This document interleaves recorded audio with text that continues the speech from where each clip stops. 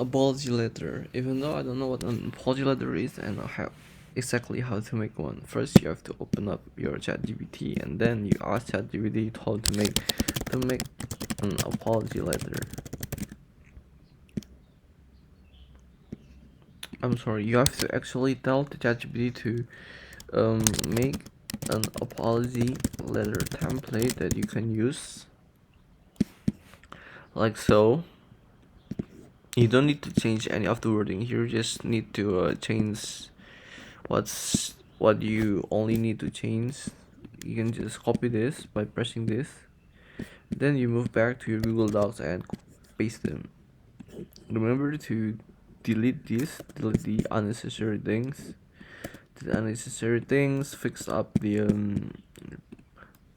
spacing, fix up everything, make sure everything is perfect. You can delete some things out, for example like your email address. You don't need to have your email address here. You can also cut some of these things to make things shorter, or you can also change the page setup to be A4, maybe A4, or change the margin or anything, and that is how you're able to make an apology letter.